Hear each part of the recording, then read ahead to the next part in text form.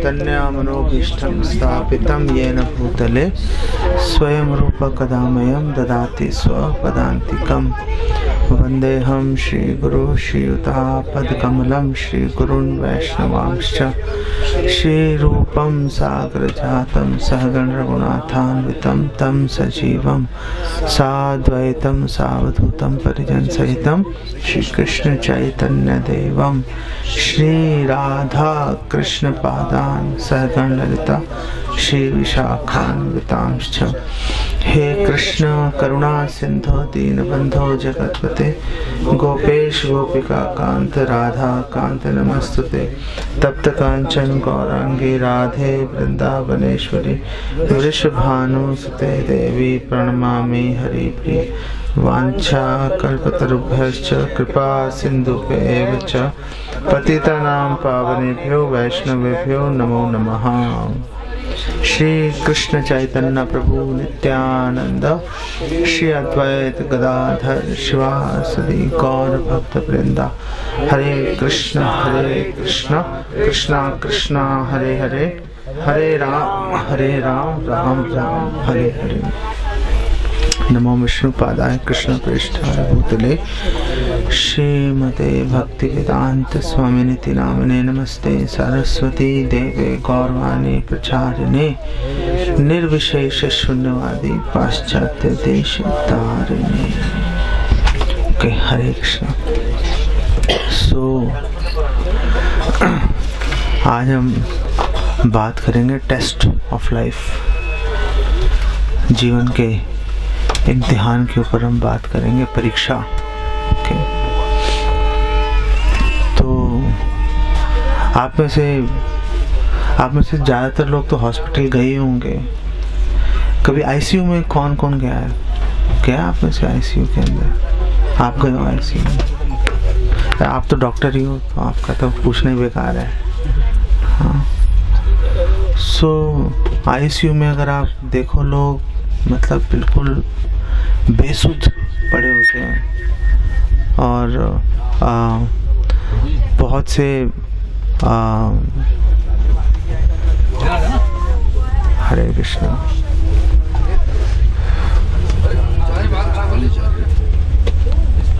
तो सब अपने आप एडजस्ट होते जाएंगे। आप सब इधर फोकस करो ना।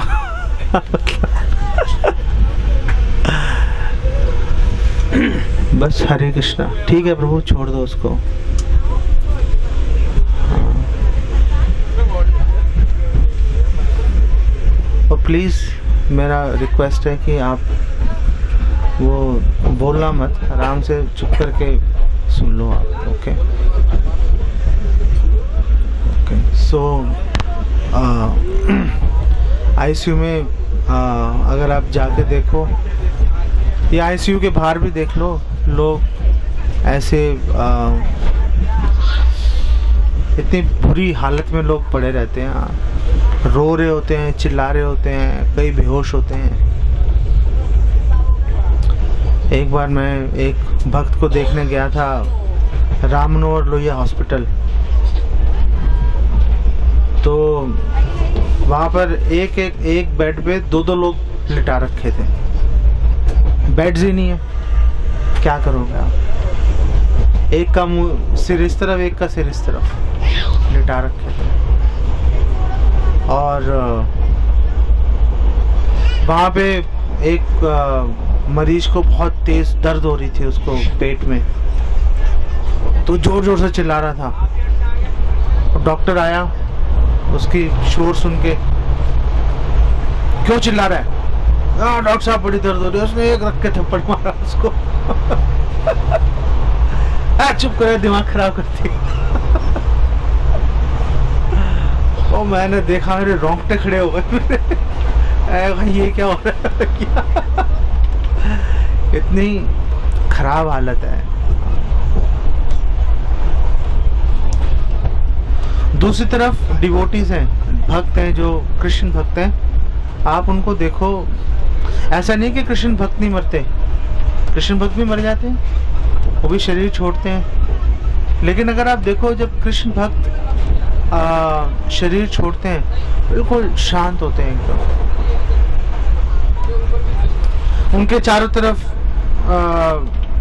भक्त खड़े होते हैं, वैष्णव खड़े होते हैं, सब हरे कृष्णा का कीर्तन कर रहे होते हैं। और कई भक्त होते हैं। एक महाराज थे, वो शरीर छोड़ रहे थे वृंदावन में, मैं बाई चांस उस टाइम वहाँ पे था, तो हम लोग भी चले गए वहाँ पर।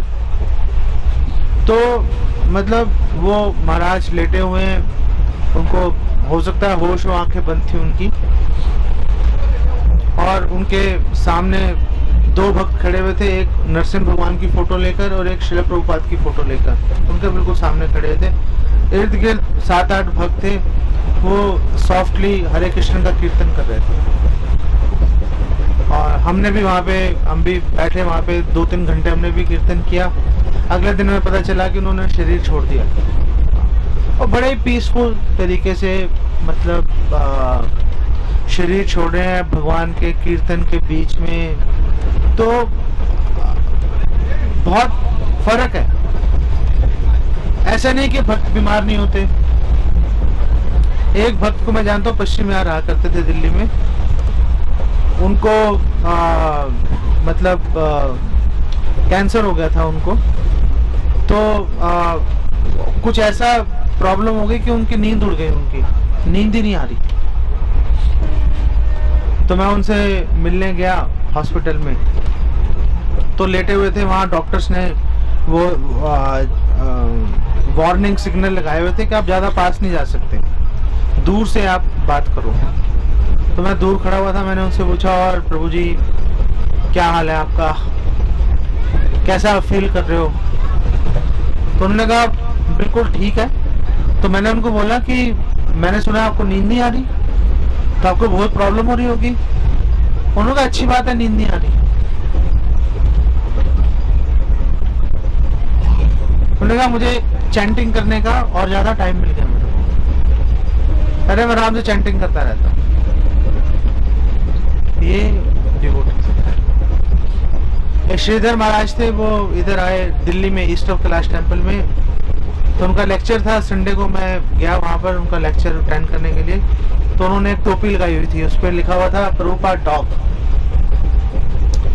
और उन्होंने लेक्चर दिया, बड़ा हंसाया लोगों को, भक्तों को, और बहुत ही मोटिवेशन वाला लेक्चर था उनका। तो जब वो लेक्चर खत्म हो रहा था, तो वो एम्बुलेंस की वो होती है ना सायरन, एम्बुलेंस का सायरन बज रहा था। तो वो आके हमारे मतलब मंदिर के अंदर ही रुका। तो मैंने एक भक्त से पूछा कोई बीमार है क्या? तो उन्होंने बोला ये श्रीधर महाराज जी बीमार है, इनको कैंसर है इनको, और अभी ये अपने इलाज के लिए जा रहे हैं, बहुत ज्यादा पेन के अंदर है। लेकिन वो इतनी पेन में होने के बावजूद वहां पर आए, उन्होंने लेक्चर दिया, सारे भक्तों को अपने एसोसिएशन दिया, और फिर उन्होंने बोला अच्छा भाई मैं जा रहा हूँ, अभी मेरे को थोड़ा इलाज कराना है, तो पता नहीं वापस आते नहीं आते। तो ऐसी सिचुएशन में भी बिल्कुल पीसफुल है। और कई मैंने भक्तों के मेमोरीज पढ़ी है मैंने कि अमेरिका में एक माता जी थी, उनको कैंसर हो गया, बहुत ज़्यादा उनको प्रॉब्लम्स थी। तो किसी ने बोला कि मतलब आप भगवान से प्रे क्यों नहीं करते कि ठीक हो जाए? तो उन्होंने बोला नहीं, मैं ऐसे भगवान से प्रे क्यों करूं ठीक करने के लिए, मैं भगवान से सेवा क्यों ले लूं कि मुझे ठीक कर दो। उन्होंने बोला ये बीमारी जो है मेरे अपने कर्मों की वजह से है, लेकिन इस बीमारी ने मेरे मन में एक फोकस ले आए भगवान के प्रति। क्या अगर कोई मुझे पूरे संसार का धन भी दे दे और साथ में ये भी बोल दे कि आपको ठीक कर देंगे, तो भी मैं इस बीमारी को छोड़ना नहीं चाहती, क्योंकि इस बीमारी के चलते मैं प्रभुपाद को और भगवान को अच्छे से याद कर पाई। ये बेसिकली डिवोटीज, ये फर्क है भक्तों के विचार के अंदर, भक्तों की चेतना और अभक्तों की चेतना के अंदर, ये बेसिक डिफरेंस रहता है। और ये फर्क पहले भी था और अभी भी है। भक्त ऐसा नहीं सोचते कि वो इलाज आंखों का करवा लें, या जो शुद्ध भक्त हैं, जैसे गौर किशोरदास बाबा जी महाराज हैं, उनकी आंखों में मोतियाबिंद हो गया था, तो भक्ति सिद्धांता सरस्वती ठाकुर ने उनको बोला चलो आपको कलकत्ता ले चलते हैं, आपका इलाज करवा देते हैं। तो बोला नहीं, मैंने नहीं जाना। तो भक्ति सिद्धांता सरस्वती ने थोड़ा जोर लगाया उनको ले जाने के लिए, और वहां से गायब हो गए वो। और ये कहा मुझे कली के शहर में नहीं जाना, यहीं पे ठीक है। उनको बिल्कुल लगभग दिखना बंद हो गया था। तो कह रहे थे कि इससे थोड़ा ना देख रहा हूं मैं। नित्यानंद गौर निताई को मैं इन आंखों से नहीं देख रहा, कोई और आंखें चल रही हैं हमको देखने के। क्या अच्छा हुआ ये आंखें खराब हो गई, जो आसपास गलत चल रहा है वो कम से कम दिखाई देना बंद हो गया। लेकिन यहाँ पर मैं ये बातें आपको बोलता रहा हूँ, लेकिन आपको ये भी मैं सावधान करना चाहता हूँ कि ऐसा नहीं कि आप भी ऐसा करना शुरू कर दो। वो भगवान के शुद्ध भक्त हैं, भगवान के नित्य पार्षद हैं, वो ऐसा कर सकते हैं। आप लोगों को ऐसा नहीं करना चाहिए। आप लोगों को सेहत का अपने अच्छे से ध्यान रखना चाहिए। इनफैक्ट भक्ति विनोद ठाकुर बोल रहे हैं कि सबसे पहले आप अपनी हेल्थ का ध्यान करो, फिर आप अपनी साधना पर ध्यान दो, और फिर आप प्रीचिंग पर ध्यान दो। तो ये ऑर्डर ऑफ प्रायोरिटी में बात कर रहे हैं। साधना से पहले हेल्थ को लेके आ रहे हैं, क्योंकि उनको पता है कि अगर आपकी हेल्थ ठीक नहीं होगी आप साधना भी नहीं कर पाओगे। साधना करने के लिए हेल्थ का ठीक होना जरूरी है। हम सबका एक्सपीरियंस है, हम जरा सा बुखार हो जाता है माला छोड़ देते हैं करनी, नहीं थोड़ा गले में दर्द हुआ माला रख देते हैं, यह माला नहीं जा रहा। इसीलिए भक्ति विनोद ठाकुर ने ये चेतावनी दी है, ये सुझाव दिया उन्होंने कि पहले अपनी हेल्थ का ध्यान रखो, उसके बाद साधना करो, जन्म सार्थक करी। पहले अपना जीवन सार्थक करो, कर परोपकार, फिर प्रीचिंग करो, दूसरों का कल्याण करो, दूसरों को फायदा देने की कोशिश करो, दूसरों को भक्ति में लगाओ, दूसरों को भक्ति में आगे बढ़ाओ जो भक्ति में ऑलरेडी लगे हुए हैं। लेकिन अपनी साधना से कॉम्प्रोमाइज़ नहीं कर सकते। आप ये नहीं कह सकते कि मैं दूसरों के कल्याण में लगा हुआ हूँ इसलिए मुझे टाइम नहीं लग रहा। तो मैं एक महाराज का लेक्चर सुन रहा था, तो उसमें वो बोल रहे थे कि ये जो मानसिकता है कि मैं दूसरों का कल्याण कर रहा हूँ, खुद साधना नहीं कर रहे, तो बोल रहे थे कि ये अहंकार जनित है। ये बात, ये भक्ति जनित बात नहीं है, ये अहंकार जनित बात है। ऐसा सोचना अच्छी बात नहीं है। अगर कोई ऐसा सोच रहा है तो वो अच्छा भक्त नहीं है। अच्छा भक्त हमेशा अपनी साधना के बारे में भी पूरा गंभीर रहता है, दूसरों के बारे में भी सोचता है, लेकिन अपनी साधना से कभी कॉम्प्रोमाइज़ नहीं करता। ठीक है ना? तो ये महत्वपूर्ण है इस बात को याद रखना। श्रील प्रभुपाद ने कई जगह पे बार बार बोला कि जो हमारा पूरा जीवन है बेसिकली ये टेस्ट है, ये प्रिपरेशन है कि आप एग्ज़ाम के लिए प्रिपरेशन कर रहे हो, और एग्ज़ाम का मतलब है डेथ। एग्ज़ाम का मतलब है डेथ। डेथ के टाइम पे डिसाइड होगा कि आपने अपनी लाइफ अच्छे से बिताई या खराब बिताई। डेथ के टाइम पे डिसाइड होगा। कई लोग सोचते हैं कि हम परोपकार करेंगे, स्कूल धर्मशालाएं बनाएंगे, समाज में नाम होना चाहिए हमारा, और ऐसा बोला भी जाता है कि जिसका यश जीवित है वो व्यक्ति जीवित है, वो मरता नहीं है। बोला जाता है ना ऐसे कि जिसका यश चल रहा है, जिसके बारे में लोग बात कर रहे हैं, वो जीवित रहता है, वो कभी मरता नहीं है। इसमें दो बातें हैं। अगर हम अभक्तों के एंगल से बात करें, जो अभक्त हैं वो कितने ही उसका यश फैल जाए, कितना ही वो प्रसिद्ध हो जाए व्यक्ति, लोग कितना उसके जीते जी या उसके मरने के बाद कितने उसका गुणगान करें, वो जन्म मृत्यु के चक्कर से नहीं छूट सकता। उस प्रशंसा के कारण ऐसा नहीं है कि 1 करोड़ लोग किसी व्यक्ति की प्रशंसा करें तो वो भैया उसका तो स्वर्ग जाना या भगवत धाम जाना निश्चित है, ऐसा नहीं है। कोई गारंटी नहीं है कि जिसके करोड़ों फॉलोअर्स हैं, करोड़ों अनुयायी हैं, कोई गारंटी नहीं है कि वो कुत्ते का शरीर नहीं मिलेगा उसको, कोई गारंटी नहीं है। और दूसरी बात यह है कि मरने के बाद अगर कोई आपका यश गाया जा रहा है, लोग आपकी तारीफ किए जा रहे हैं, उससे आपको क्या फ़ायदा होगा? जो अभक्त है, जिसने कभी भगवान की भक्ति नहीं की, उसका कितने लोग यशोगान करते रहे, वो कुत्ते के शरीर में मारा मारा फिर रहा, उसको क्या फ़ायदा हो रहा है उस यश का?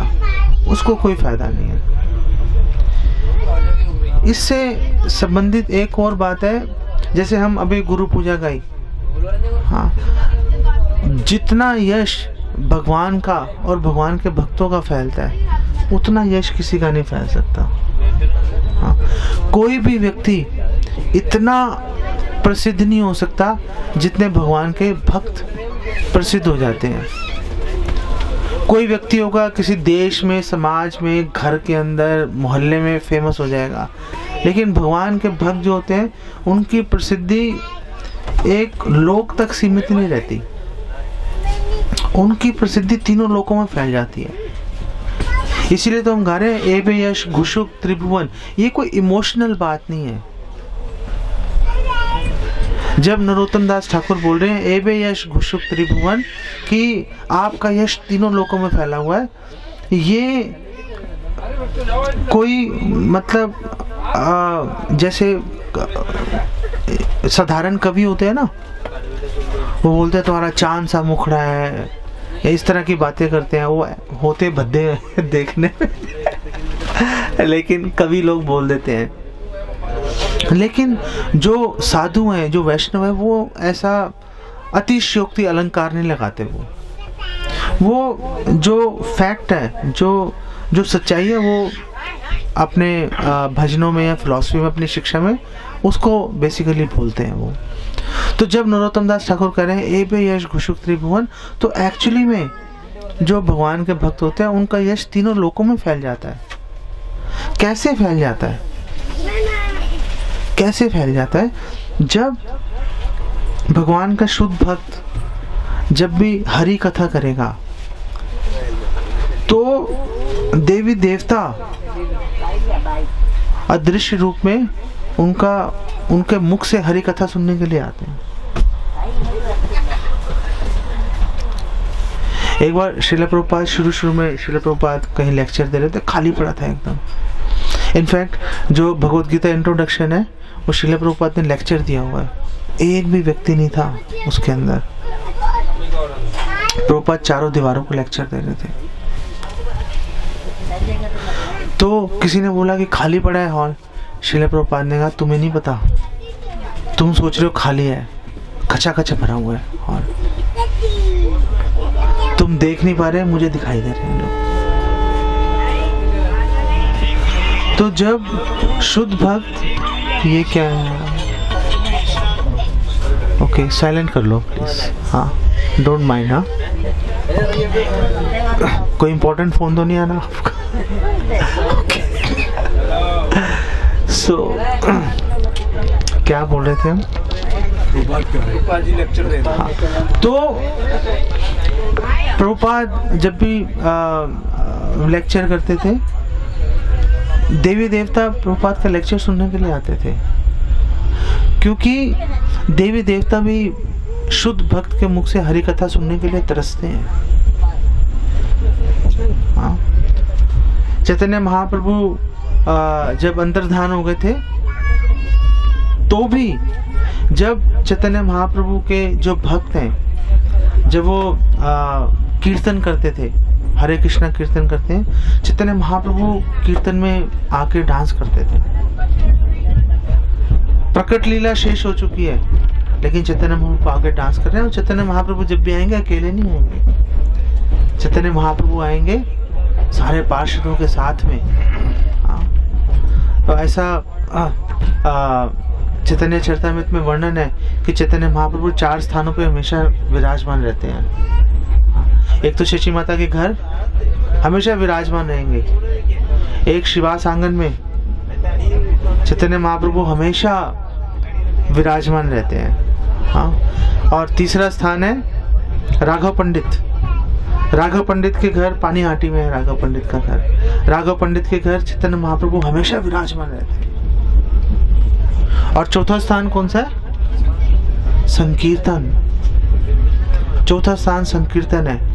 जहां पर भी हरे कृष्ण कीर्तन हो रहा होगा, भक्त मिलके हरे कृष्ण कीर्तन कर रहे होंगे, वहां पर चैतन्य महाप्रभु हमेशा मौजूद रहते हैं, हमेशा मौजूद रहते हैं। और हमें इस बात का ध्यान रखना चाहिए। लेकिन इसमें पॉइंट ये है कि कीर्तन दो तरह का होता है, एक माया कीर्तन होता है और एक कृष्ण कीर्तन होता है। अगर कोई व्यक्ति नेम फेम के लिए, पूजा लाभ प्रतिष्ठा के लिए अगर हरे कृष्ण कीर्तन कर रहा है, बहुत सॉलिड ट्यून्स में गा रहा है, अलग अलग ट्यून्स में गा रहा है, बहुत एक्सपर्ट म्यूजिक बजा रहे हैं, वो माया कीर्तन है। फोकस म्यूजिक पे हो गया, फोकस हरि नाम पे नहीं हुआ। अगर हरि नाम पे फोकस है वो कृष्ण कीर्तन है। अगर हरि नाम पे फोकस नहीं है तो उसको कृष्ण कीर्तन नहीं कहा जा सकता। आप बोल रहे हो हरे कृष्णा, लेकिन फोकस अगर आपका हरि नाम पे नहीं है तो हरे कृष्णा बोल रहे हो, लेकिन वो कृष्ण कीर्तन नहीं होके माया कीर्तन होता है। उससे महाप्रभु प्रभावित नहीं होते, उससे महाप्रभु आकर्षित नहीं होते। ये बात हमें ध्यान रखनी चाहिए। इसलिए भक्ति सिद्धांता सरस्वती ठाकुर कह रहे थे, उन्होंने बोला कि हरि नाम इम्पोर्टेंट है, इंस्ट्रूमेंट इम्पोर्टेंट नहीं है, ट्यून इम्पोर्टेंट नहीं है। इम्पोर्टेंट ये है कि आप कितनी श्रद्धा के साथ आप हरि नाम ले रहे हो, वो इम्पोर्टेंट है। इसलिए ट्यून के पीछे मत भागो, ट्यून के पीछे भागना अच्छी बात नहीं है। इसलिए इम्पोर्टेंट है कि हम हरे कृष्ण महामंत्र, जब हम फॉर एग्जाम्पल कोई भजन भी गाते हैं, जब हम कोई आरती गाते हैं, पहली बात है मैंने करोड़ों भक्तों को देख लिया, कोई भी अच्छे से एक तो उच्चारण नहीं करता शब्दों का। वो उच्चारण इसलिए नहीं करते क्योंकि वो सुन सुन के सीख लेते हैं, किसी ने कभी किताब खोल के पढ़ा ही नहीं कि लिखा क्या हुआ है। कोई देखने के लिए राजी नहीं है, कोई किताबों को खोल के पढ़ता नहीं है कि भैया एक्चुअली में लिखा क्या है। ध्यायंस्तु वंस्तु यशस्त्री संध्या, कोई मतलब साफ से बोलेगा ही नहीं। क्या वर्ड है आप देख लेना उसमें। हाँ। तो आप उसका शब्दार्थ देखो अच्छे से। आप मेरी जो मैं आपको बात बोल रहा हूँ उसको समझो, आप जो मैं आपको कहने की कोशिश कर रहा हूँ उसको समझो आप। जैसे एक भक्त गा रहे थे, विभावरी शेष आलोक प्रवेश निद्या छाड़ी उठ जिया। तो एक्चुअली में है विभावरी शेष आलोक प्रवेश। वो भक्त गा रहे थे विभावरी शेष आलोक प्रविष्ट। प्रविष्ट कहाँ से आ गया? मैच ही नहीं कर रहा। वो ऐसा इसलिए होता है क्योंकि हम पढ़ते नहीं है। हम भजन को भी पढ़ नहीं रहे। भजन को पढ़ना तो दूर की, मतलब भजन का अर्थ के बारे में क्या बात करें कि हम जो भजन गा रहे हैं, जो प्रेयर्स गा रहे हैं, हमें उसके मतलब पता होने चाहिए। हम जो आरती गा रहे हैं हमें उसका मतलब पता होना चाहिए। वो तो दूर की बात है, अभी तो हमने आरती या भजन ही नहीं पढ़ के देखा कि भाई लिखा क्या हुआ उसके अंदर। और अगर आपको नहीं आता कोई प्रॉब्लम नहीं है, देख के बोल लो। ऐसा थोड़े ना कि आप मतलब मुझे सब कुछ आता है, मुझे सब याद है, ऐसा किसी को दिखाने की क्या जरूरत है। अब किताब में देख के बोल लो, उसमें क्या है, उसमें कौन सी बड़ी बात है। और दूसरी बात है कि जब हम भजन गाते हैं, आरती गा रहे हैं, हमें उसके अर्थ पर ध्यान लगाना चाहिए, चिंतन करना चाहिए।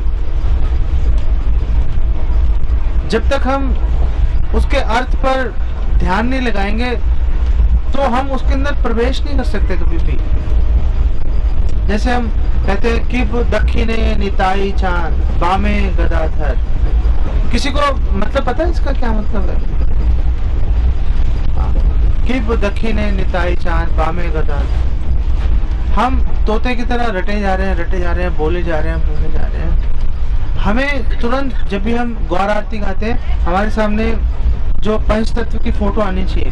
पंच तत्व की जो फोटो है उसमें आप देखो कि चैतन्य महाप्रभु है और दक्षिणे मतलब दाएं तरफ नित्यानंद प्रभु है, बामे मतलब बाएं हाथ पर गदाधर पंडित है।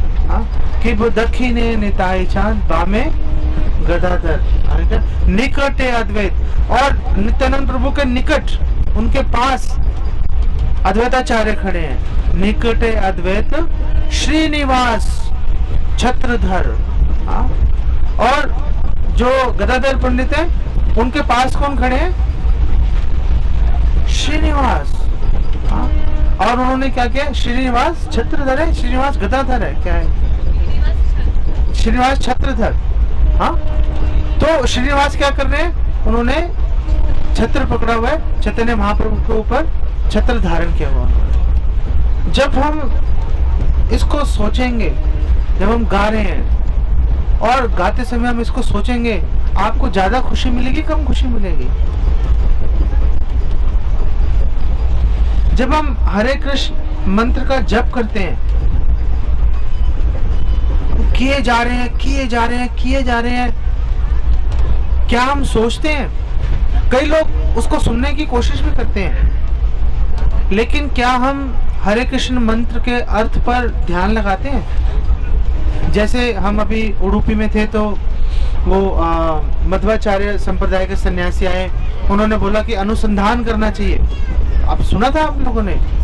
उन्होंने बोला था आप मंत्र बोल रहे हो तो मंत्र बोलते समय अगर आप अनुसंधान करोगे तो आपको उसका लाभ मिलेगा, आपको ज्यादा लाभ मिलेगा आपको। तो जब हम हरे कृष्ण महामंत्र करते हैं तो क्या हम उसके मंत्र पे मेडिटेट करते हैं, ध्यान लगाते हैं? हम लगाते ही नहीं।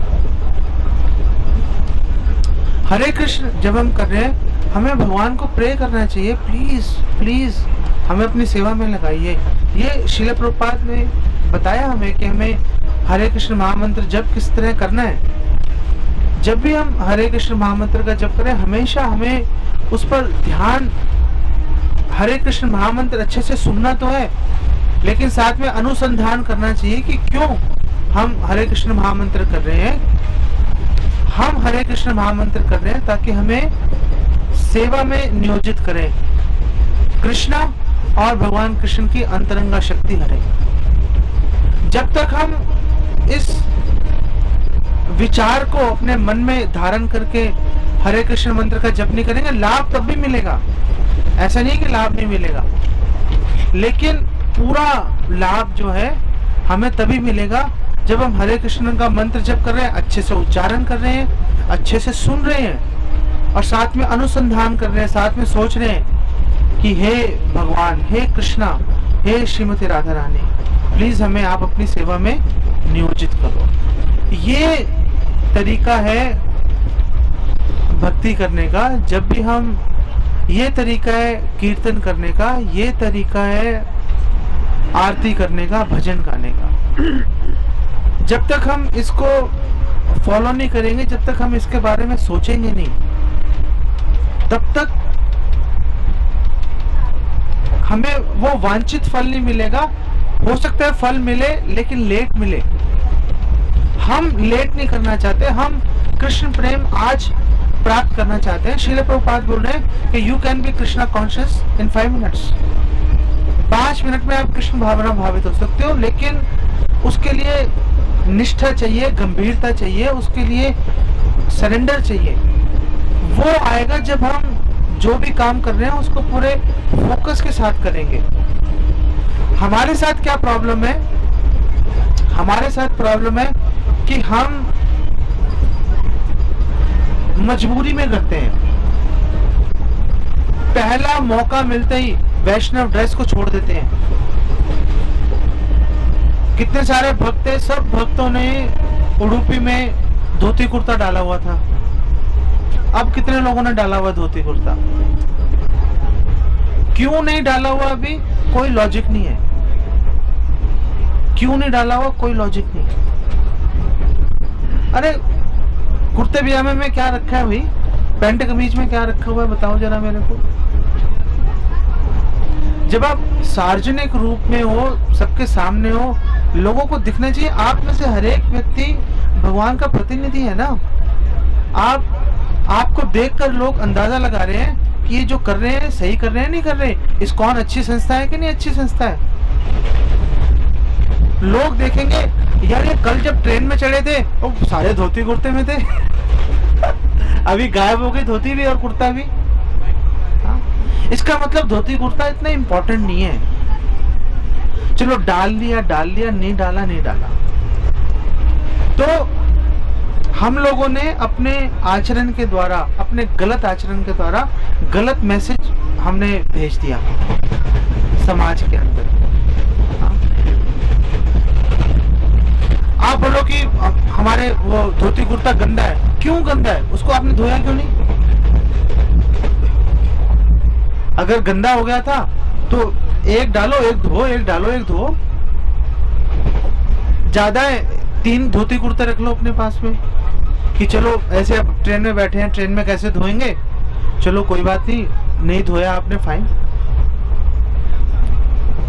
आप थोड़ा सा पानी छिड़क के वापस धोती कुर्ता डालो।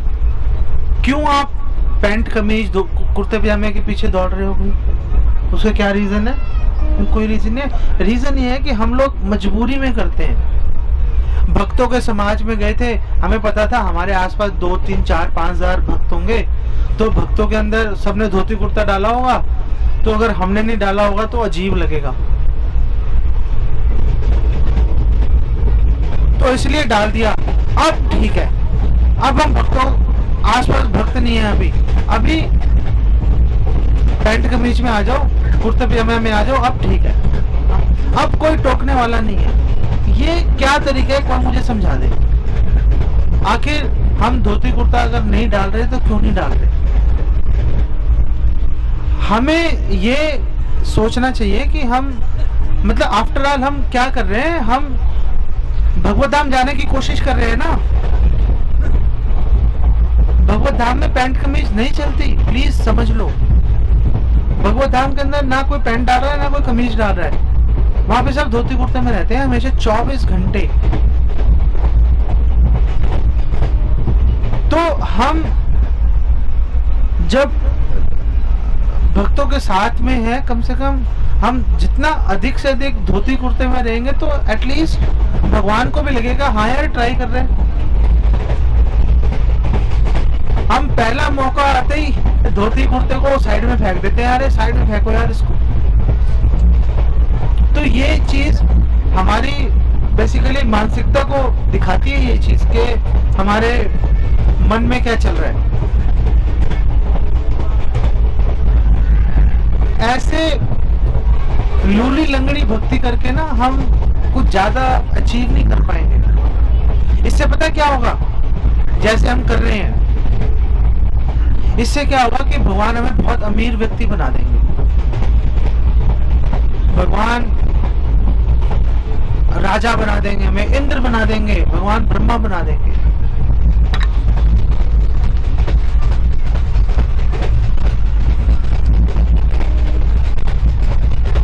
एक बार एक भक्त ध्रुव महाराज से मिला, उनको बोला कि यार आप कितने महान भक्त हो, छोटी सी उम्र में भगवान का दर्शन हो गया आपको, भगवान ने एक लोक ही दे दिया आपको, ध्रुव लोक पकड़ा दिया, चलो भैया। और ध्रुव महाराज ने कहा प्रभु किसको जाके बताऊं कि भगवान ने मुझे रिजेक्ट कर दिया है, भगवान ने मेरी वंचना कर दी है, भगवान मुझे योग्य नहीं समझ रहे। मैंने भगवान को कहा था भगवान मुझे साथ ले जाओ, भगवान ने कहा नहीं लेके जाऊंगा, तुम्हारे मन में इच्छा थी ना, ये लो अपनी इच्छा पूरी कर लो। भगवान अगर आपकी निष्ठा में थोड़ी भी कमी देखेंगे, भगवान आपको स्वर्ग लोक का मालिक बना देंगे, भगवत धाम नहीं लेके जाएंगे।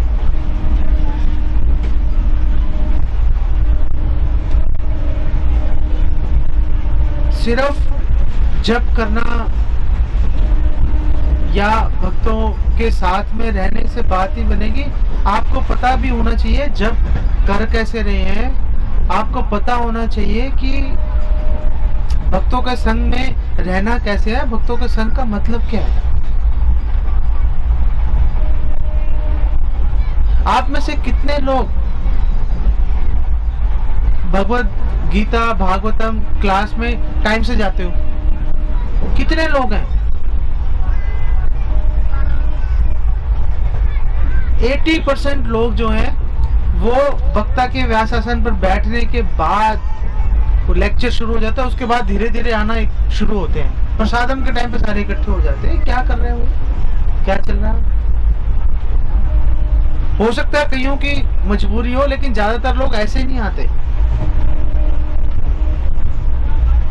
तो अगर आप व्यास देव के प्रतिनिधि को अगर आप प्रॉपर रिस्पेक्ट नहीं दे सकते, आप मुझे कोई तो बंदा लॉजिक से समझा दे कि आखिर हम कैसे मतलब व्यास देव के प्रतिनिधि को हमने डिसरिस्पेक्ट कर दी उसकी, तो हम कैसे व्यास देव जी को खुश कर पाएंगे और कैसे भगवान कृष्ण खुश हो जाएंगे इससे? हर चीज डिसिप्लिन मांगती है। भक्ति का मतलब ये नहीं है कि आप लोग रूल्स रेगुलेशन से बिल्कुल परे चले गए। लेजी इंटेलिजेंट, प्रभुपाद ने बोला कि जो डिवोटी होता है वो लेजी इंटेलिजेंट होता है। लेजी इंटेलिजेंट का मतलब लेजी होना नहीं होता। लेजी इंटेलिजेंट का मतलब होता है कि भौतिक कार्यों में लेजी हो जाता है और इंटेलिजेंटली भक्ति करता है। वो भक्ति में डिसिप्लिन में कमी नहीं लेके आता। वो अगर आपके भक्ति के अंदर डिसिप्लिन में प्रॉब्लम है, अगर आप मंगला आरती टाइम से नहीं कर रहे तो प्रॉब्लम है। अगर आप लेक्चर्स में टाइम से नहीं बैठ रहे तो प्रॉब्लम है।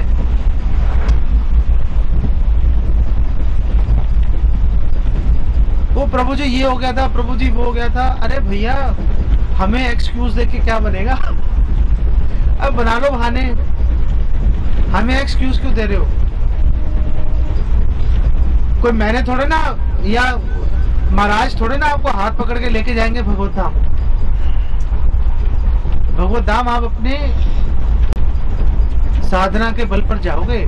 महाराज ने तो आश्रय दे दिया, गुरु ने आश्रय दे दिया, कृपा कर दी, चलो भैया। लेकिन आप करोगे नहीं तो कैसे होगा? मैं एक लेक्चर सुन रहा था। कई लोग बोलते हैं, कई लोग ऐसे बोलते हैं कि अब तो हमने गुरु धारण कर लिया है, अब तो गुरु जो है वो जब तक हम भगवत धाम नहीं चले जाएंगे, गुरु बार बार आएंगे हमें लेने के लिए। अबे तू तो गया नहीं भगवत धाम, गुरु को भी खींच ले यहाँ पे। ये क्या तरीका? मैं तो गया नहीं जी, आप भी आ जाओ यहीं पर, आपको भी नहीं जाने दूंगा। ये कौन से गुरु भक्ति है भाई? ये आप मतलब क्या कह रहे हो कि मैं भी नहीं जाऊंगा, आपको भी नहीं जाने दूंगा? गुरु आपके लिए नहीं रुकने वाले। जो आपके गुरु हैं वो तो वो टाइम पूरा होगा, भगवान श्रील प्रभुपाद उनको किसी और जगह पे प्रचार में नियोजित कर देंगे। वो थोड़ी ना आपको पकड़ने के लिए, हमें पकड़ने के लिए, आपको मतलब मुझे। ऐसा आप ये मत सोचना कि मैं आपको कह रहा हूँ, मैं अपने आप को कह रहा हूँ। ऐसा नहीं कि मुझे पकड़ने के लिए आएंगे और भैया ये रह गया, इसको लेके चलना है, अभी मैं बार बार आता रहूंगा इसको लेने के लिए। ऐसा नहीं होता। अगर आप अच्छे से भक्ति नहीं करोगे, अच्छे से साधना नहीं करोगे, भगवत धाम नहीं जाओगे। अच्छे से साधना का मतलब है बेसिक कैसे चेक करेंगे, डिसिप्लिन है कि नहीं है, आप टाइम से आरती कर रहे हो नहीं कर रहे हो, आपकी साधना ठीक चल रही है नहीं चल रही है, इससे डिसाइड करेंगे। बात खत्म हो गई। ये इम्पोर्टेंट है। आप गुरु को खींचने की कोशिश मत करो। आप ये सोचो गुरु की सेवा कैसे करनी है। गुरु को अपनी सेवा में नियोजित मत करो। श्रील प्रभुपाद बोल रहे हैं कि गुरु को एक कुत्ते की तरह, जैसे एक कुत्ता पाला हुआ है गुरु भी पाल लिया, ऐसे मत सोचो गुरु को। ऐसा नहीं है कि मेरे गुरु बहुत दयालु हैं या मेरे गुरु बहुत नॉलेज है, उनको बहुत रियलाइजेशन है। अरे तो उनको नॉलेज है, वो दयालु हैं, उन्होंने चलो तुम्हें नॉलेज भी दे दी, तुम्हें कृपा दे दी, अब करना तो तुमको है ना। करना किसको है? करना तो मुझे है, करना आपको है, करना आपको है। अगर आप नहीं करोगे, अगर आप अच्छे से साधना नहीं करोगे, अच्छे से डिवोशन नहीं करोगे, नहीं जाओगे भैया भगवत धाम। कोई चांस नहीं है। कोई चीप, ये कोई सस्ती चीज नहीं है कि कोई कुछ भी कैसे भी कर ले पहुंचेंगे ही। ये मायावाद फिलॉसफी है एक्चुअली में, कि कुछ भी कर लो जाएंगे ही। ये तो मायावाद फिलॉसफी हो गई। भगवान कृष्ण भगवत गीता में काट रहे हैं, यान्ति देवव्रता देवान पितरन यान्ति पितृव्रता। अगर आप अच्छे से डिवोशन नहीं करोगे, स्वर्ग लोक चले जाओगे, यहाँ चले जाओगे, वहां चले जाओगे। भगवत धाम जब तक अच्छे से भक्ति नहीं करोगे, अच्छे से सेवा नहीं करोगे, 24 घंटे आपका मन इतना गाढ़ा, जो आपकी जो स्मरण है वो इतना गाढ़ा हो जाएगा कि आप भगवान की सेवा किए बिना एक क्षण भी रह नहीं पाओगे। तो भगवत धाम जाने का मार्ग प्रशस्त होगा आपका। ऐसा नहीं है कि पहला मौका मिलते ही धोती कुर्ते को छोड़ो, हटाओ यार इसको, थक गए डालते डालते। आज सुबह भी मुझे एक भक्त पूछ रहे थे कि प्रभु जी मैं वो धोती कुर्ता रहने दूं ना, अब तो खत्म हो गया प्रोग्राम। अबे प्रोग्राम खत्म नहीं हुआ भाई, शुरू हुआ है। वहां पे जो हम श्रवण कीर्तन कैंप में गए थे, वहां से ये सीख के आए कि धोती कुर्ता 24 घंटे कैसे डालना है। वहां धोती कुर्ता डाल के लोगों को दिखाने थोड़े ना गए थे। वहां तो हम ये सीखने गए हैं कि 24 घंटे धोती कुर्ता डालना कितना इंपॉर्टेंट है, 24 घंटे भक्ति में कैसे लगना है। अगर हम श्रवण कीर्तन कैंप से निकल के आए और पहली बात हम यही सोच रहे हैं कि यार धोती कुर्ता डालें कि नहीं डालें, छोड़ देना अभी, अब तो हो गया ना, बस बहुत हो गया ना, अब काम खत्म हुआ ना, वो महाराज तो अभी चले गए, अभी तो कोई सीनियर भक्त नहीं है, अभी तो नहीं डालने से चलेगा ना। ये सोच तो बहुत गंदी, खराब, घटिया सोच है यार। मतलब क्या तरीका है।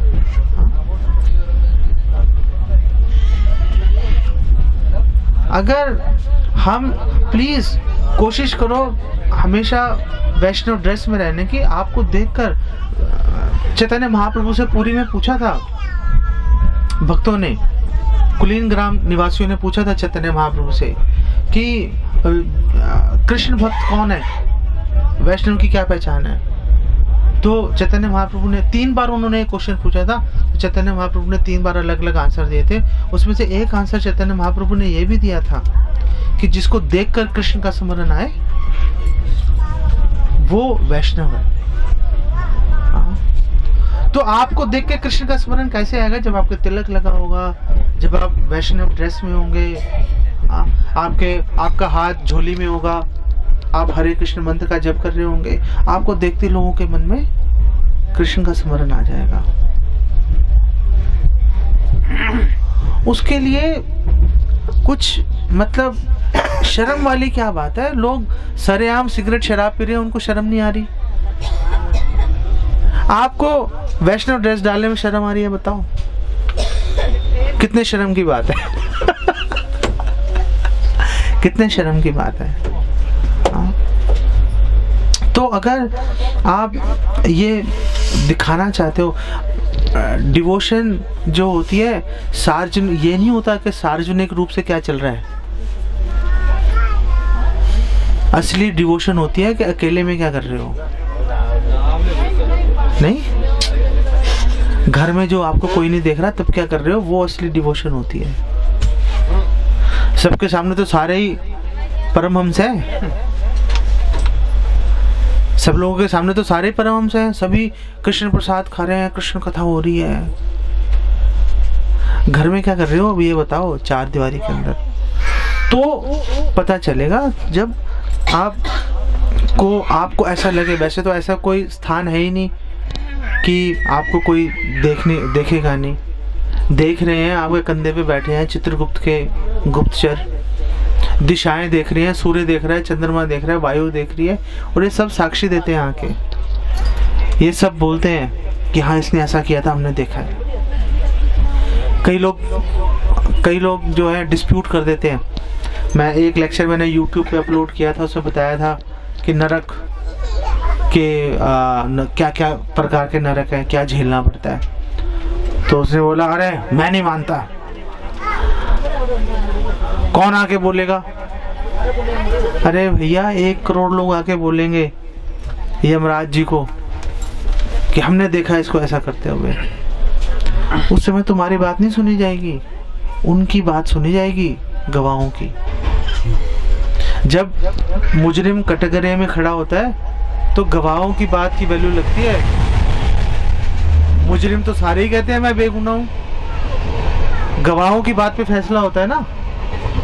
तो उस समय गवाहों, वायु, चंद्र, सूर्य, दिशाएं, ये सब उस समय गवाही देंगे कि ये भैया ऐसे कर रहा था, 2 चेहरे हैं इसके, बाहर कुछ दिख रहा था, अंदर मुखौटा कुछ हो रहा है इसका, ये असली चेहरा है, ये इसको बहुत खराब व्यक्ति है, इसको जाने होते हैं ना यमपुरी से आगे ये डिस्टरबेंस करेगा वहां पर। दूसरों को दिखाता है ये घर में भोग में लगा हुआ है ये। हाँ,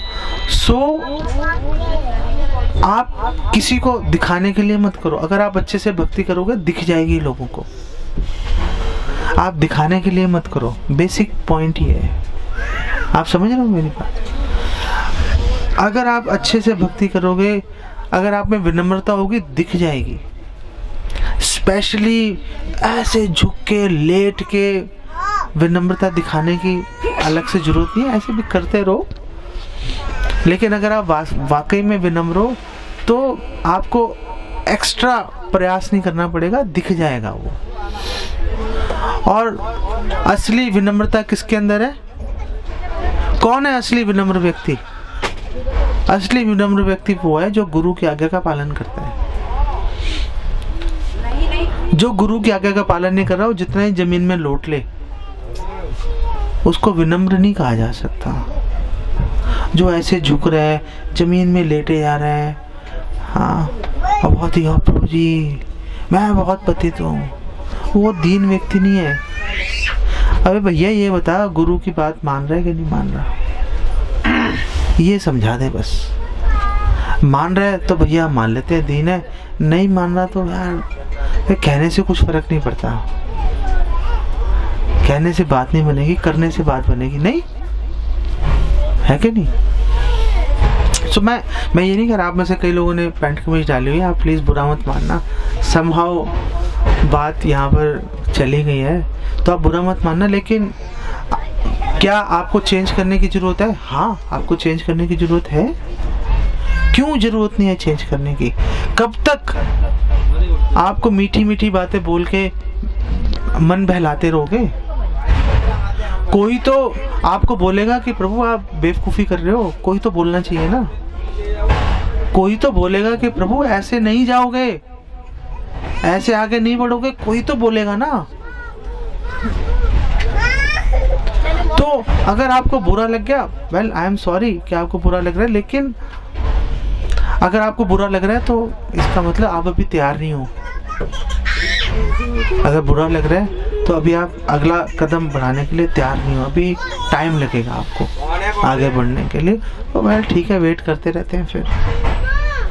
लेकिन कम से कम इस जो हम आप ये क्यों बोल रहे हैं हम, कम से कम आपको पता तो चलेगा कि आप में कमी क्या है, कहाँ पे प्रॉब्लम है, कैसे आप इस प्रॉब्लम को सॉल्व कर सकते हो, फिर उसके ऊपर बात करेंगे।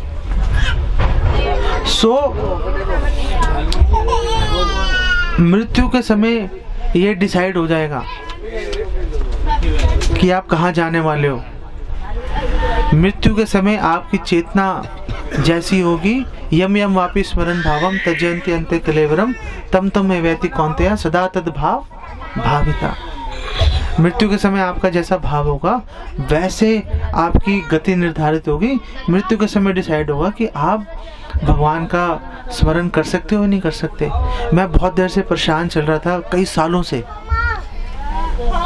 कि अगर मृत्यु से पहले अचेत हो गए, हम बेहोश हो गए, तो भगवान का स्मरण कैसे करेंगे। कल मुझे एक श्रील प्रभुपाद की कोटेशन मिल गई, मैं उसको नोट नहीं कर पाया, लेकिन मैंने पढ़ ली। श्रील प्रभुपाद एक कोटेशन दे रहे हैं। श्रील प्रभुपाद बोल रहे हैं कि जो भक्त है वो अचेतन अवस्था में भी भगवान का स्मरण कर सकता है। मेरे ख्याल से शायद लाइट ऑफ भागवत में बोल रहे हैं, मुझे ठीक से याद है। यहाँ श्रील प्रभुपाद ये आश्वासन दे रहे हैं कि अगर आप अच्छे से करोगे तो चाहे आप मृत्यु के समय बेहोश ही हो गए, अभी कुछ शरीर पे कंट्रोल नहीं है, बेहोश हो गए, श्रील प्रभुपाद कह रहे हैं कि उस समय भी अगर पूरा जीवन आपने अच्छे से भजन को पकाया है तो अचेतन अवस्था में भी आप भगवान का स्मरण कर सकते हो। कुलशेखर जो राजा है मुकुंद माला स्तोत्र में वो जो बात बोल रहे हैं वो हम सबको अपने जीवन में उतारनी चाहिए। अजामिल मत बनो, मृत्यु के समय ऐसा कर लेंगे उसका इंतजार मत करो, अजामिल मत बनो। राजा बनना है तो राजा कुलशेखर बन जाओ। राजा कुलशेखर क्या बोल रहे हैं, राजा कुलशेखर कह रहे हैं कि मृत्यु के समय कफ पित्त वात का प्रकोप बढ़ जाएगा, मेरा गला रुंध जाएगा, मेरी आंखें ठीक से काम नहीं करेंगी, कान नाक सब बंद हो जाएगा मेरा, मैं अच्छे से, हो सकता है इतनी तकलीफ हो कि मैं आपका स्मरण नहीं कर पाऊँ, मृत्यु के समय इतनी तकलीफ में आ जाऊं मैं। अभी मैं ठीक हूँ, आज की तारीख में मैं ठीक हूँ, तो हे कृष्णा आप प्लीज ऐसी कृपा करो कि मेरा मन रूपी हंस आपके कमल रूपी जो चरण है उसके जाल में फंस जाए। मैं निकलना नहीं चाहता उस जाल से, अभी मैं स्वस्थ हूँ, अभी मैं आपका नाम अच्छे से ले पा रहा हूँ, आप प्लीज मुझे मेरे मन रूपी हंस को अपने जाल में फंसा लो आप। हम लोगों को ऐसी सोच, ऐसी चेतना हम लोगों को अपने मन में रखनी पड़ेगी, तो चांस है कि हम धीरे धीरे भक्ति में आगे बढ़े और मृत्यु के समय जब इम्तिहान की परीक्षा की घड़ी आएगी तो हो सकता है कि हम उसको पास कर लें। अगर हम लूली लंगड़ी भक्ति करेंगे नहीं होगा, प्लीज समझ लो। चांस मिलेगा दोबारा करने का, बिल्कुल मिलेगा, लेकिन आप इस जीवन में वापस जाना चाहते थे, जा सकते थे और आप नहीं गए, ये बहुत बड़ा लॉस है। प्रभुपाद बोल रहे हैं कि प्लीज ऐसा लॉस मत करो, ये जीवन को इस तरह से बिताओ, ये जीवन आपका आखिरी जीवन हो जाए। उसके लिए हमें बहुत कठोरता से, बहुत दृढ़ता से, हमें उत्साहात, निश्चयात, धैर्यात, बहुत धैर्य के साथ हमें भक्ति के नियमों का पालन करना पड़ेगा, तो हम परीक्षा में पास होंगे, नहीं तो प्रॉब्लम है, नहीं तो प्रॉब्लम है। और भौतिक परीक्षा की तरह ऐसा नहीं है कि 40 नंबर, 60 नंबर, 100 नंबर, ऐसा नहीं है। या तो पास हो जाएंगे या फेल हो जाएंगे, दोनों में से एक काम होगा, बीच में नहीं लटकेंगे। या पास होंगे या फेल होंगे, या भगवत धाम जाएंगे या नहीं जाएंगे। नहीं गए तो मतलब फेल हो गए, गए तो पास हो गए। हमें पूरी कोशिश करनी चाहिए, कम से कम हमें प्रयास करना चाहिए। नहीं कई बार हो पाएगा, भगवान समझ लेंगे उसको, लेकिन अपनी तरफ से पूरा प्रयास करना चाहिए, बेसिक पॉइंट है। ओके, हरे कृष्णा। यहाँ पे विराम लेते हैं। आपका कोई क्वेश्चन है, कुछ आप पूछना चाहते हो, कहना चाहते हो तो आप कह सकते हो। ओके किसी का कोई क्वेश्चन नहीं है? ओके, शिला प्रभु, हाँ ओके। चैतन्य महाप्रभु जी 4 जगह पर विराजमान रहते हैं, हम जैसे आपने बताया, वो पहला स्थान मैंने नोट नहीं किया। शची माता का घर, जहाँ पे अपने घर में तो विराजमान ही है ना, ठीक है ना। आप बोलोगे कि चैतन्य महाप्रभु जब पुरी चले गए थे तो थोड़े ना सच्ची माता के घर में थे। दोबारा रिपीट कर दो। इनका क्वेश्चन है कि नहीं, ये 4 जगह जो उपस्थित रहते थे, दोबारा जो 4 जगह चैतन्य महाप्रभु हमेशा विराजमान रहते हैं ना, वो 4 जगह है। सच्ची माता का घर जो है, जगन्नाथ मिश्र सच्ची माता का घर, अपने माता पिता के घर में, शिवास आंगन में, और राघव पंडित पानीहाटी में राघव पंडित का घर है। हाँ, आप में से हर एक व्यक्ति को जाना चाहिए वहाँ पर, पानीहाटी। हाँ, कलकत्ता के पास है। कलकत्ता एयरपोर्ट से आधा घंटा लगेगा, पानीहाटी आधा पौना घंटे में पहुँच जाओगे वहाँ पे, पानीहाटी। हाँ, जब भी कभी आप मायापुर जाओ तो आप कलकत्ता पहुँचते हो, तो कलकत्ता सपोज एयरपोर्ट से पहुँचे तो एयरपोर्ट से आधा पौना घंटा लगेगा, पानीहाटी पहुँच जाओगे। और पानीहाटी से 5 मिनट की दूरी पे है खड़दाहा, जहाँ पे नित्यानंद प्रभु रहते थे। खड़दाहा, वहाँ पे आप गए हो? हाँ, आप खड़दाहा जा सकते हो, जहाँ पे नित्यानंद प्रभु का निवास है। हाँ, और खड़दाहा के पास में साहिबौन है जगह, श्री रामपुर है, जहाँ पर नित्यानंद प्रभु के जो सुपुत्र थे वीरभद्र, कई लोग वीर चंद्र बोलते हैं, कई लोग वीरभद्र भी बोलते हैं। तो उन्होंने 3 डेटीज बनाए थे, भगवान के 3 विग्रह बनाए थे। तो एक विग्रह खड़दाहा में, एक श्री रामपुर में और एक साहिबौन में। तो आप उन विग्रहों के दर्शन कर सकते हो। तो जाने वाली बात है, एक्चुअली लोगों को पता भी नहीं है। एक प्रॉब्लम, आप साहिबौन गए हो? देखो, आप खड़दाहा चले गए, खड़दाहा से 10 मिनट दूर है साहिबौन। हाँ, हाँ, लोगों को एक्चुअली में आइडिया भी नहीं है ना लोगों को। सो 4 जगहें हैं, सच्ची माता का घर, शिवास आंगन, राघव पंडित भवन, और जहाँ पर भगवान के नाम का कृष्ण कीर्तन हो रहा है, माया कीर्तन नहीं हो रहा, कृष्ण कीर्तन कर रहे हैं। ओके, ये इम्पोर्टेंट है, याद रखना, जहाँ पे कृष्ण कीर्तन हो रहा है। तो क्वेश्चन ये है कि जब चैतन्य महाप्रभु पुरी चले गए थे, तो कैसे कह सकते हैं कि वो सच्ची माता के घर में है वो? तो ये क्वेश्चन खड़ा हो सकता है। लेकिन चैतन्य महाप्रभु ने सच्ची माता को ऐसा मन में शंका नहीं हो कि सच्ची माता सोचे कि अभी जो है मैं अपने पुत्र को खिला नहीं पा रही हूँ। तो चैतन्य महाप्रभु ने एक भक्त के हाथ में सच्ची माता को संदेश भेजा था कि मैं रोज जो है, आप जो भी भोग लगाते हो, मैं रोज स्वयं उस भोजन को, उस भोग को ग्रहण करता हूँ। और फिर चैतन्य महाप्रभु ने एक घटना के बारे में भी उनको, उस भक्त को बताकर भेजा था। अगर उनको विश्वास ना हो, वो घटना बता देना, वो समझ जाएंगे। अब वो घटना क्या है, आप चैतन्य चरितामृत पढ़ो, फिर आपको पता चल जाएगी। हम तिलक क्यों लगाते हैं? तिलक क्यों लगाते हैं? हम तिलक इसलिए लगाते हैं कि जो 2 लाइनें हैं, जो 2 लाइनें हैं, ये भगवान के चरण कमल है। ये 2 लाइनें, ये भगवान का दायां चरण है और ये बायां चरण है। और जो नीचे आप देख रहे हो ये पत्ता है, ये तुलसी पत्र है। तुलसी पत्र भगवान के चरणों में चढ़ाया जाता है ना। तो हम अपने माथे पे हम धारण करते हैं भगवान के चरण कमल।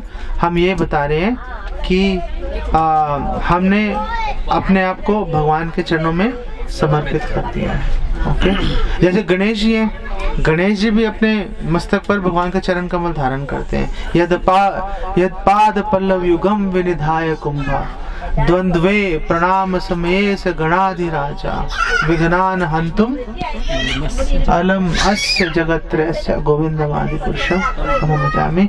जो गणेश जी हैं, उनमें तीनों लोकों का विघ्न हरण करने की ताकत कहाँ से आ रही है? क्योंकि भगवान ने अपने दोनों चरण उनके सिर पे रखे हुए हैं। इस कारण से गणेश जी के पास में विघ्नों को हरने की उनको क्षमता मिल गई, उनको ताकत मिल गई।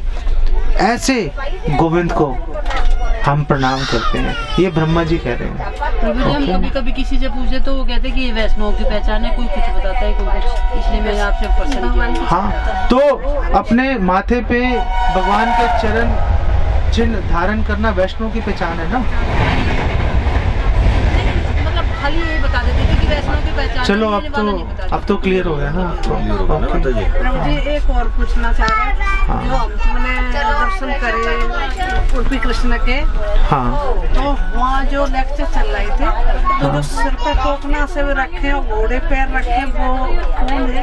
हाँ, जो आपने देखा होगा कि एक है कि शायद कनकदास जी हैं, मुझे नाम याद नहीं आ रहा। एक तरफ तो कनकदास है इस तरफ, और दूसरी तरफ जो मतलब लेक्चर चल रहे थे, वो मेरे ख्याल वाडीराज हैं शायद, मुझे नाम याद नहीं आ रहा। तो चलो मैं उनका नाम मैं आपको ढूंढ के बता दूंगा।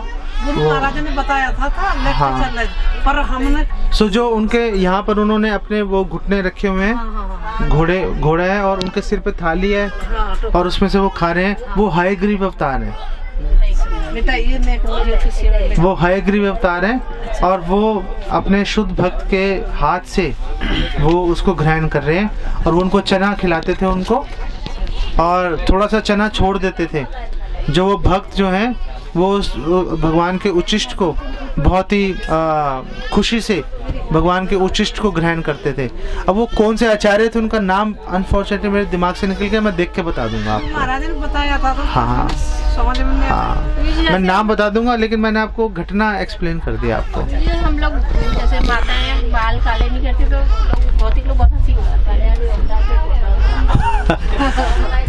और भौतिक लोगों की हंसी उड़ाने का आप टेंशन मत लो। भौतिक लोगों की हंसी का, उनके गालियों का कोई मतलब नहीं है। भौतिक लोगों का कोई मतलब नहीं है, उनकी कोई वैल्यू नहीं है। भौतिक लोगों की, उनकी वो आपके बारे में क्या सोच रहे हैं उसकी कोई वैल्यू नहीं है। आप ये सोचो कि भक्त मेरे बारे में क्या सोच रहे हैं, भगवान मेरे बारे में क्या सोच रहे हैं, उस चीज को सोचो। कोई भौतिक व्यक्ति ने आपकी बहुत प्रशंसा कर दी, उसकी कोई वैल्यू नहीं है। किसी ने आपको 10 गालियां दे दी, उसकी कोई वैल्यू नहीं है। उससे प्रभावित मत हो जाओ। आप तो ये सोचो कि मैं क्या ऐसे काम कर रही हूँ कि भक्त मेरे बारे में क्या सोच रहे हैं, इसके ऊपर फोकस करो, इसके ऊपर ध्यान लगाओ अपना। ओके, ठीक है। हाँ, जैसे हम लोग कर रहे हैं तो क्या अच्छी टोन्स में और अच्छे इंस्ट्रूमेंट बजा के संकीर्तन करना सही नहीं है? नहीं, अगर पब्लिक प्लेस में हम कर रहे हैं, वो पब्लिक प्लेस में चलो ठीक है। भक्ति सिद्धांत सरस्वती भी अलाउ करते थे कि आप लोगों को चलो आकर्षित करने के लिए, लेकिन जब आप भक्तों के समाज में बैठे हो, आप टेंपल में कीर्तन कर रहे हो, सारे भक्त बैठे हैं ज्यादा, तो फिर तो आपको मतलब कहीं तो आप ट्यून को छोड़ के हरि नाम पे ध्यान लगाओगे।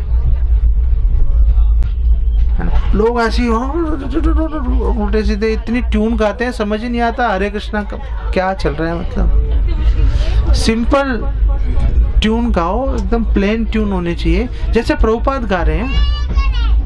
हम लोग ये सोच रहे हैं कि हम लोगों को फैंसी ट्यून गाकर आकर्षित कर लेंगे, ऐसा नहीं है।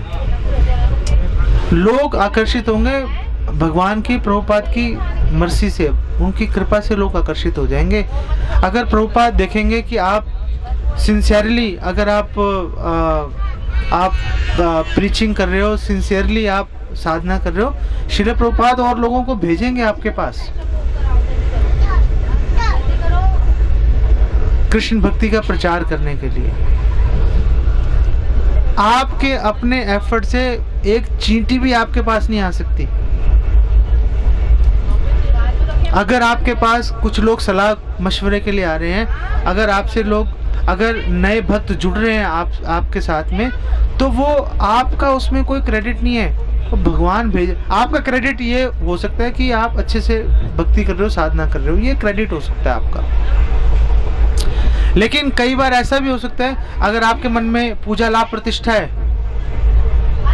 तो भगवान श्रील प्रभुपाद ऐसे लोग भेज देंगे जो धोखा खाना चाहते हैं, आप धोखा देना चाहते हो, दोनों को मिला देंगे वो। चल भैया अब तुम दोनों करते रहो। लेकिन अगर आप अच्छे से भक्ति करोगे भगवान और श्रील प्रभुपाद अच्छे लोग आपके पास भेज देंगे कि चलो आप इनका ध्यान रखो। अब वो भगवान चैतन्य महाप्रभु गौर निताय भेज रहे हैं, प्रभुपाद भेज रहे हैं, हमारे कहने से कुछ नहीं हो रहा। ये बात हमेशा याद रखना, ठीक है? ओके। आप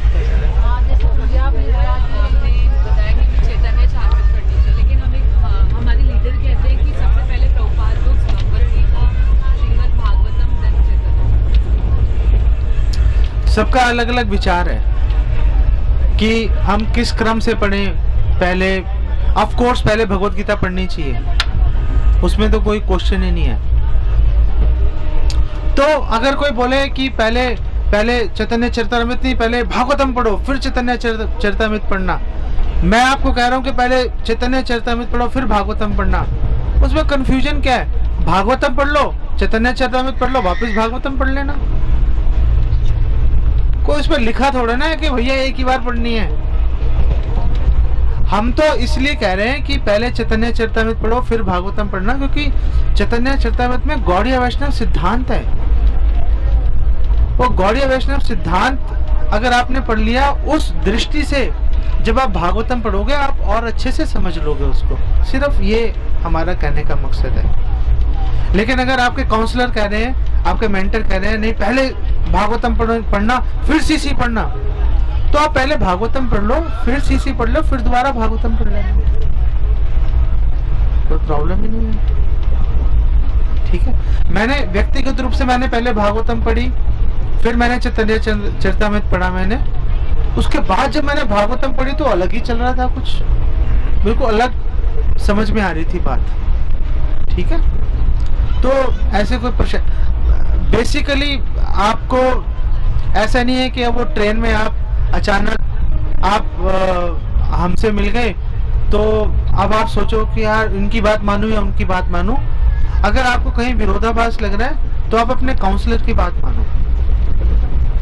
अगर आपको लगे कि हमारा काउंसलर तो वो कह रहे हैं, ये कुछ और कह रहे हैं, तो आप अपने काउंसलर के बात मान के चलो, क्योंकि उससे ना कंफ्यूजन नहीं होगी। आप समझ रहे हो?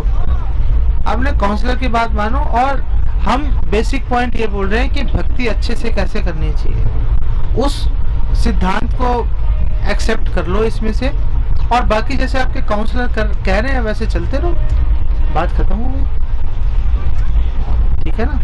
क्योंकि आप काउंसलर से हट के चलने की कोशिश करोगे तो उसको भी प्रॉब्लम हो जाएगी, आपको भी प्रॉब्लम हो जाएगी, आप उसको झेल नहीं पाओगे, तो फिर आप कहोगे ये सही फंस गए हम, ठीक है? ओके। आप और किसी का कोई क्वेश्चन है?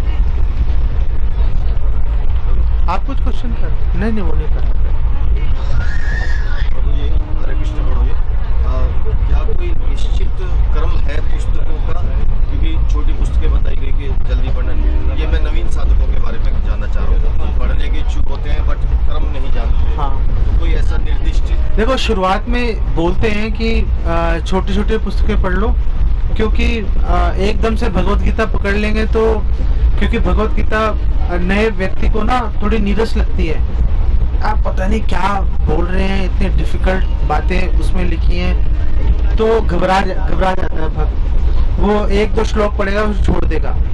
तो इसलिए बोलते हैं कि चलो आप छोटी पुस्तकें पहले पढ़ लो, उसमें आपको थोड़ा प्रभुपाद के लेक्चर्स हैं बेसिकली, तो आप वो पढ़ लोगे, आपको थोड़ा इंटरेस्ट आना शुरू हो जाएगा, थोड़ी बहुत आपको बेसिक बातें पता चल जाएंगी, फिर आप चैंटिंग करना शुरू कर दोगे, फिर आप भगवत गीता पढ़ोगे तो चांसेस है कि आप उसको पूरा कंप्लीट कर लो।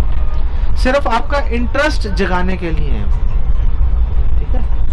वो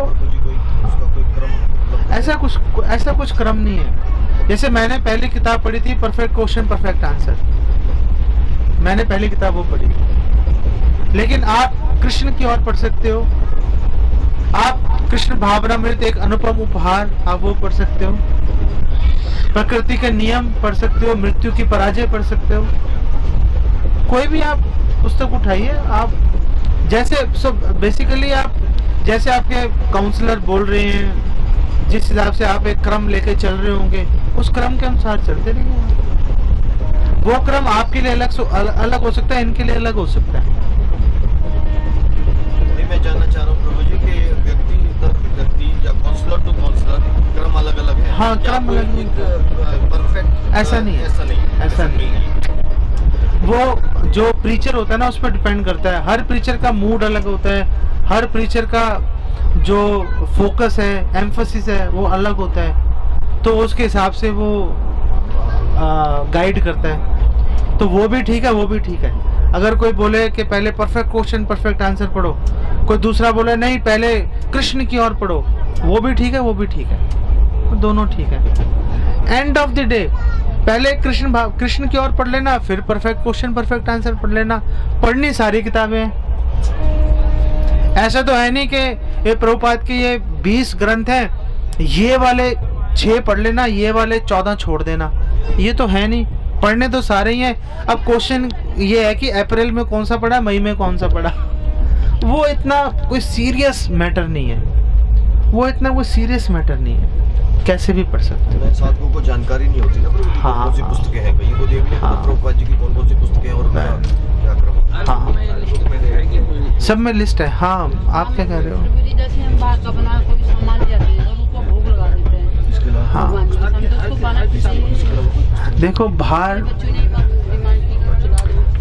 मूंगफली नहीं, मूंगफली नहीं, डिमांड की कुछ जैसे मोमोज, ऐसे कुछ भी चीज ले आओ मार्केट की बनी हुई। देखो जो सिद्धांत ये है, सिद्धांत है कि भगवान बाहर अभक्तों के हाथ की बनी हुई चीज भगवान नहीं खाते, ये सिद्धांत है। भगवान भगवत गीता में बोल रहे हैं कि आप वो ऑफर करो जो आपने भक्ति भाव से बनाया है और भक्ति भाव से खिला रहे हो, क्योंकि बाहर की चीजें भक्ति भाव से नहीं बनी होती, इसलिए भगवान उसको एक्सेप्ट नहीं करते। लेकिन अब अचानक से सब कुछ छोड़ना बड़ा मुश्किल हो जाता है। आप बोलोगे ना, अब घर जाके आप बोलोगे कल से समोसे बंद, तो बोलेंगे आप बाहर निकलो घर से फटाफट। हाँ, तो अगर वो खाना चाह रहे हैं फिर भी भगवान को भोग लगा के उनको खाने दो, कम से कम आदत पड़ जाएगी, ठीक है। और अगर आपको समोसे खाने हैं, आप घर में समोसे बना के खा लो, भगवान को भोग लगाओ, खिला दो, ऐसा भी कर सकते हो आप। और जैसे प्रभु जी हम किसी शादी में जाते थे, भक्ति बनाते हैं सारा प्रसादम, हाँ, तो घर से खा के जाओ। और फिर कोई आपसे वो पूछे ना, जिनकी शादी में आप गए हो, उनसे कोई आपसे पूछे कि आपने खाना खा लिया, और हाँ खा लिया, बहुत टेस्टी था, हाँ, बात खत्म है। कौन देख रहा है? और प्रभु जी जैसे नहीं, उसको ये कहने की जरूरत नहीं है पाप है, मैं नहीं खाती है, उसको किसी को कहने की क्या जरूरत है, मतलब खा लिया, बहुत टेस्टी था, आज तो उसमें कौन देख रहा है, बात खत्म। हाँ, आप घर से खा के चले जाओ, बात खत्म हो गई, ठीक है नहीं? ठीक है। हाँ, जैसे कोई नोटिस करे तो तुलसा जी डाल के खा सकते हैं, जरूरी। देखो ऐसा है, मैं आपको सिद्धांत बता दिया आपको। अभी अगर हम कंट्रोल नहीं कर पा रहे, अभी अगर हमारी इच्छा है तो वेल खा लो। उसमें जो छोटा बच्चा होता है ना, जब वो चलना सीखता है तो कई बार गिरता है, कई बार खड़ा होता है। तो जो छोटा बच्चा जब चलते चलते गिर जाता है तो माँ बाप को बुरा लगता है, अच्छा लगता है? उनको अच्छा लगता है, अच्छा लगा। फिर जब वो गिर के खड़ा होता है, देखो खड़ा हो गया, अपने आप खड़ा हो गया है। सो ऐसे ही लेकिन जब कोई बड़ा बच्चा और 20 साल का बच्चा गिरेगा तो माँ बाप को अच्छा नहीं लगता, बोले यार प्रॉब्लम है इसमें कुछ, है कि नहीं? तो जब आप भक्ति में जुड़े, अभी आप नए भक्त हो, आप कुछ कर पा रहे हो, कुछ नहीं कर पा रहे, भगवान को अच्छा लग रहा है। लेकिन जैसे जैसे आप भक्ति में सीरियस होते चले जाओगे, दीक्षा हो गई आपकी, उसके बाद भी अगर आप करोगे तो भगवान बोलेंगे यार ये क्या हो रहा है, इसको प्रॉब्लम है, इसको। आप समझ गए बात को? ठीक है। तो अभी आपका मन कर रहा है, अभी आप नए जुड़े हो, वेल ठीक है, आप ले लो, कोई इतनी कोई कोई आसमान फटने वाला नहीं है, लेकिन जब आप भक्ति में थोड़ा आगे बढ़ोगे तो फिर आपको खुद ही छोड़ देना चाहिए। हाँ, मैं भगवान की प्रसन्नता के लिए मैं नहीं खाऊंगी। नहीं प्रभु जी, हम छोड़ने को तैयार, लेकिन हमें बोलते हैं दूसरे कि नहीं ऐसे तो पा लेता है, ये भी पा, नहीं ऐसे कोई दिक्कत नहीं है, तो इसलिए मैं आपसे पूछ रही हूँ। मतलब हम छोड़ते हैं और दूसरे क्या कहते हैं कि तुम तो बहुत ज्यादा करने लगे। हाँ। भक्ति बोलते हैं कि ऐसे तो अभी तो कुछ कर ही नहीं रहे, कि ऐसे तो पा लेते हैं, ऐसे कुछ नहीं होता, नहीं होता। जैसे बाहर की मिठाई आते, कहते हैं मिठाई तो पा लेते। और एक बात और है, अगर घर में झगड़ा होना शुरू हो जाए तो थोड़ा सा खा लो, क्योंकि अगर घर में क्लेश होगा तो अभी आपकी वो स्थिति नहीं है कि आप उस क्लेश को झेल पाओ। आप परेशान हो जाओगे, माला छूट जाएगी आपकी। अगर आपको लगे घर में क्लेश होना शुरू हो गया इस कारण से, तो थोड़ा सा ले लो, ठीक है। नहीं, मैं ये कह रही हूँ, जैसे बोलते हैं कि बाहर की मिठाई में कोई दोष नहीं है, मिठाई पालो, बाहर से ला के भोग लगा के, वो सही है? हाँ, या गलत है? आपको बता तो दिया मैंने। आपने बाहर की मिठाई खिलानी है तो भगवान को खजूर ला के खिला दो, गच्चक खिला दो भगवान को, ये खिला सकते हो। फलों में तो फल तो खवा सकते हैं। फल तो अब आप घर में थोड़ा फल बनाओगे, फल तो बाहर से आएंगे। हाँ, प्रयास तो अपने हाथ। फल तो बाहर से आएंगे ना, वो आप लाके खिला सकते हो। आप तो गज्जक क्यों खिला सकते हैं प्रभु जी, वो भी तो बाहर की बने। उस आप कुछ हद तक कर सकते हो, नहीं खिलानी मत खिलाओ। आप एक गच्चक रेवड़ी वगैरह खिला सकते हो, ओके भाई, खिला दिया भगवान को, चलता है। आप खजूर वगैरह खिला दो, इस तरह की कुछ चीजें खिला सकते हो। अभी जैसे यात्रा पे गए ना, प्रभु जी, जैसे हम लोग यात्रा पे गए हैं। आपका क्या क्वेश्चन था? आपका कोई क्वेश्चन था? आपका आपने बताया कि हमें ट्यून जो गाते हैं हम, जैसे सॉन्ग वाली ट्यून गाते हैं मंदिर। हाँ। अभी रोहिणी में ही कीर्तन मेला हुआ था, तो हाँ। उसमें बहुत सारी ऐसी ट्यून गाई गई, ठीक है प्रभु जी, तो मंदिर वाले क्यों नहीं उस चीज को रोकते हैं? मंदिर वाले इसलिए नहीं रोक रहे क्योंकि मंदिर हर व्यक्ति को जोड़ने की कोशिश कर रहा है। हम आपको ये बात इसलिए बता रहे हैं कि अब आप जुड़ चुके हो, अब आपको अगला कदम क्या बढ़ाना है। मंदिर जो है, मंदिर बेसिकली लोगों को आकर्षित करने के लिए है। एक बार आकर्षित हो गए, जुड़ गए, उसके बाद आगे कैसे बढ़ना है वो हम आपको बता रहे हैं। तो दोनों में फर्क है। आप थोड़ा सा साइड हो जाओ। ओके, तो मंदिरों का निर्माण जो है, हम लोगों को बड़े बड़े मंदिरों का निर्माण हम भक्तों को आराम से रहने के लिए नहीं कर रहे। बड़े बड़े मंदिरों का निर्माण जो है प्रभुपाद ने, फिर उनके शिष्य जो हैं, वो बड़े बड़े मंदिरों का निर्माण कर रहे हैं कि लोग आकर्षित हो जाए आने के लिए वहाँ पर। जब लोग आकर्षित होकर वहाँ पे आ जाएंगे, फिर आप उनको प्रसाद खिलाओ स्वादिष्ट, फिर वो बार बार उस लालच में आएंगे, धीरे धीरे माला पकड़ लेंगे। फिर आप उनको बताना शुरू करो, देखो वो जो हमने आपको स्वादिष्ट भोजन प्रसाद खिलाया था, वो दूसरों को खाने दो, तुम मत खाना। फिर हम धीरे धीरे लोगों को बताएंगे, ठीक है, धीरे धीरे। अभी जो सुविधाएं आपको मिल रही हैं मंदिर में, आपको जो अच्छे प्रसाद मिल रहे हैं खाने के लिए, फिर हम आपको बोलेंगे कि वो जो अच्छा प्रसाद है आप दूसरों को खाने दो, और खुद जो है आप सादा भोजन करो। आप खुद आप सादा प्रसाद लो। अगर कोई फीस्ट प्रसाद बनी हुई है तो आप दाल चावल खाओ, दाल रोटी खाओ, और बाकी गुलाब जामुन, रसगुल्ले, शाही पनीर वो दूसरे भक्तों को खाने दो।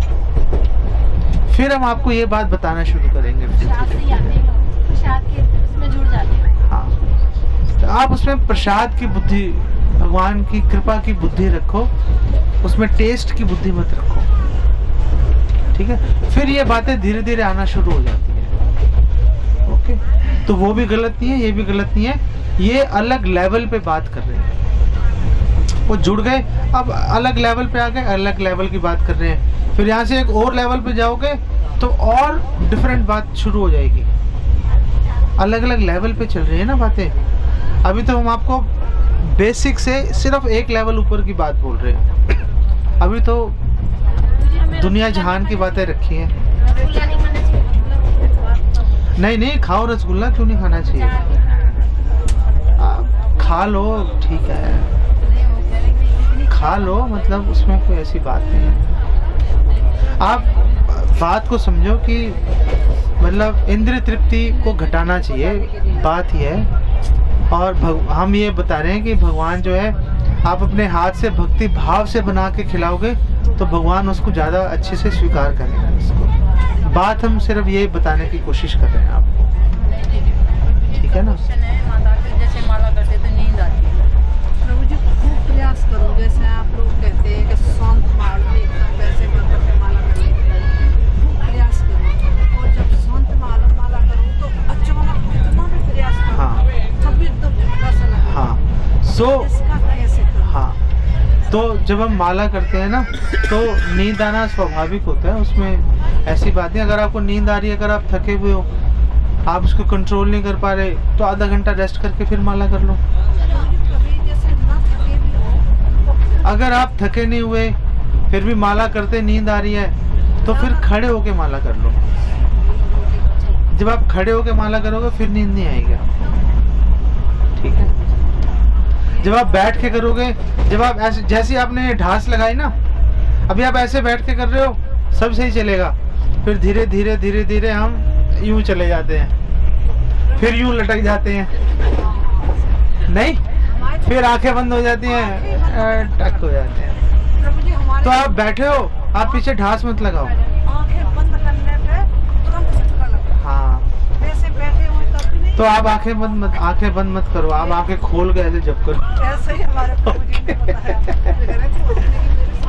हाँ, और ढास मत लगाओ, ढास मत लगाओ। आप ढास लगाओगे तो आपको जितना आप सुविधाजनक सीट में बैठोगे उतना ही सो जाओगे आप। और अगर आप थके नहीं हुए तो फिर आप खड़े होकर जप कर लो तो ठीक है, ओके। चलो ठीक है, आपका बहुत धन्यवाद। श्रील प्रभुपाद की जय।